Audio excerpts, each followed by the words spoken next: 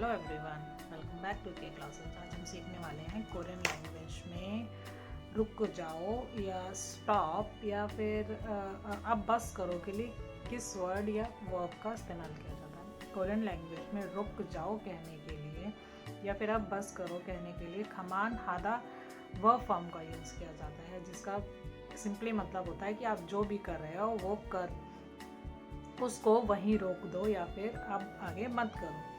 इसको अलग अलग लेवल से इस्तेमाल किया जाता है। अब सिंपली आपको कुछ नहीं करना होता है, आप सिर्फ उसे पोलाइट लेवल के अकॉर्डिंग लेवल्स के अकॉर्डिंग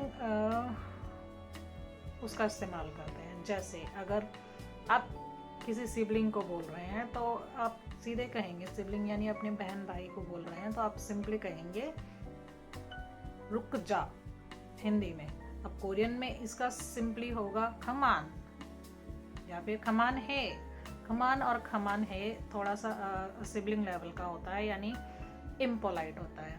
उसके बाद अगर आप किसी समान उम्र के लोग से या फिर जिसके साथ थोड़े से आप रिस्पेक्टफुल हैं उसके साथ बोलेंगे खमान है यो का ऐड ज़रूरी हो जाता है, ये हो जाता है पोलाइट लेवल। इसके अलावा अगर आप किसी सीनियर लेवल से या फिर उन्हें तो वैसे आप नहीं बोलेंगे कि रुक जाओ या रुक जा, तो आप सिंपली जब अपने बराबर के लोगों से, जैसे ऑफिस में अगर हम बात कर रहे हैं तो उन्हें अगर आप किसी चीज़ को करने से रोकने के लिए या ख़त्म करने के लिए कहेंगे तो आप सिंपली कहेंगे खमान हमनीदा या फिर जैसे ख़त्म कीजिए।